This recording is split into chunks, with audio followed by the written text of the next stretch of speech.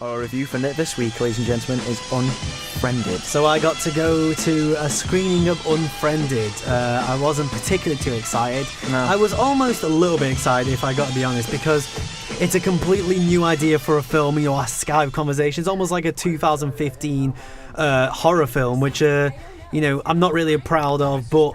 You know, I still went to watch it, and it's still something new. Yeah. When I went to watch it with Craig, and he said something interesting afterwards.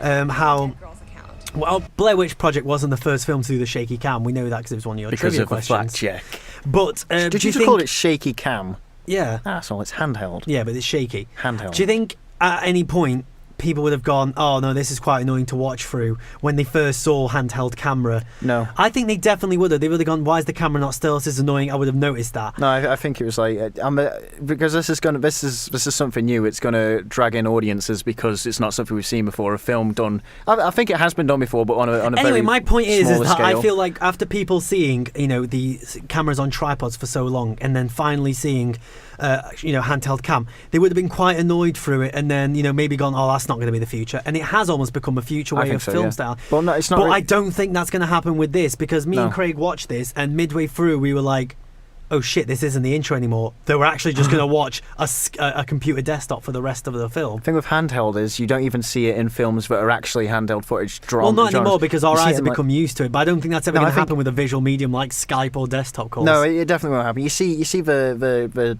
handheld camera thing in films like Saving Private Ryan, which was all over the place. You can barely tell what's going on. This, you know, a war film based over Skype? I don't think so. I don't think that's a different genre entirely. Anyway, so Unfriended was a 6.0 out of 10 rated by IMDb. Yep. Directed by Levan Gabriadze. Good accent. She also made some piece of shit called Jokey 2 and 3. Wrote that word for word on the and fucking Lucky running Trouble, order. whatever the fuck that is. I'm not even joking. I was looking at stuff that she'd made, and it was just a load of random shit. Is it all horror? Or? No, not really. Okay. It doesn't. I don't really know the genre, but I know it's not horror. Yolky genre. So the cast includes some random fucks. The reason These horror films always are, though. Yeah. It's always nobodies. Yeah, in I horror suppose films. in these lower budget anyway. So the budget being 1 million, it's already grossed 28 million. Well, that's 28 the thing. times its budget already. That's the beautiful thing. That's why people make horror films. You can take a simple idea, make it as cheap as possible, and get a good... because that element of... That audience is already there, people who want to be scared shitless, so they'll go and see it regardless. That's why shit films like Ouija and fucking Quiet Ones Well, it has a lot of audiences, because it has the horror element, and it also has the, you know, the new age horror element. People have actually heard what this film's about, for people who haven't heard of it. Unfriended follows a Skype conversation between, I believe, 5 or 6 friends. I believe it's 5. After on the year of the anniversary of a girl called Laura Barnes, who was ridiculed after an embarrassing video came out on YouTube. What happened? I think the guy in one of the reviews says she was raped. I don't remember her getting raped. I'm pretty sure she just gets with some guy. What a slag. And what? What a slag. I know, right? And then at one point the camera follows. They go around a Winnebago, and they see her on the floor, and she'd shit herself. And there's literally like brown poo stinker than fresh manure coming out of a bottom hole. But you don't see the bottom hole. You see the pants hole. Okay, great. And what's a pant hole? Wait a second. What's a pant hole? It's like the leg hole. What's a leg hole? It's where you put your legs through in the pants. This isn't the Battle Royale review. the pant hole discussion. Anyway, so after the year anniversary of her death, they seem to be getting messages from her Skype, her Facebook account, even though she's dead. They think initially it's a hacker. Yes. It's not, obviously, because it's a horror film. Crazy things start happening. People start dying, and internet stalking gets a brand new name. So we start to get this quite boring intro where I guess it's for more of a character development between this girl and her boyfriend chatting on, you know, Skype, and she puts this song on Spotify, and she basically gets herself comfortable on the internet. And it's clear that after a while, I thought this was going to be an intro of like maybe how that Laura girl died, and then they was going to cut into the actual film. Yeah. But it's clear that after like 30 minutes that they're no longer in an intro, and you're actually watching the film. Took you half an hour to realise realise it did. It really felt like a really long intro, because it was quite boring at the start. Okay. So like me and Craig quite looked at each other questioningly, like, do we have to sit through this? Oh my god! Like I was partially thinking about walking out towards the start. Yeah, that's the thing with horror films, man. The first like couple of minutes. That's my problem with Paranormal Activity. The fact that they tried to put a story in there. It's like, no, I want to see people fucking die. Like, you know, I don't. You're a masochist, though. Exactly. I don't feel like That's the thing, but like I said earlier, audiences know what they want with the horror genre.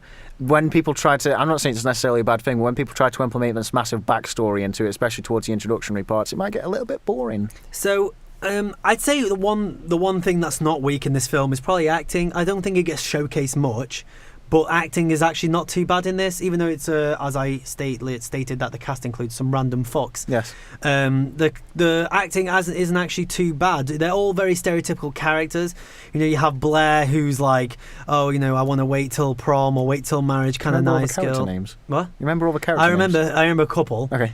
Mitch, her boyfriend, who he's actually quite a nice guy. He's quite an alpha male kind of dude. Adam, I'm really surprised myself, by the way.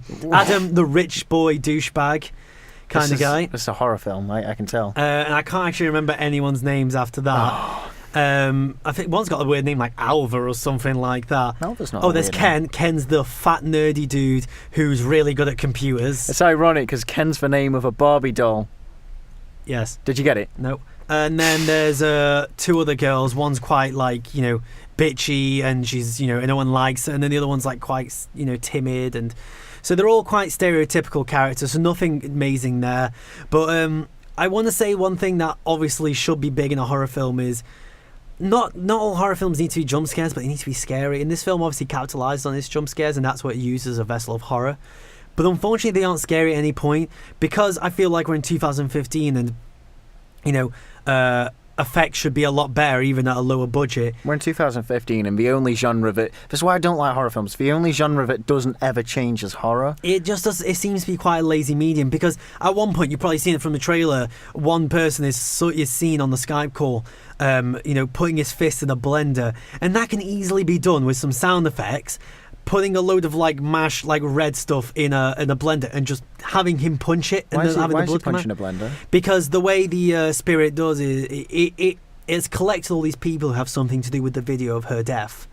And with this, it slowly plays a game with them and kills them off one by one. I'm giving it a lot of slack, and I'm giving it a lot of stick, but I actually gave it a lot of slack whilst watching the film, because it's generally a new IP and it's generally new horror.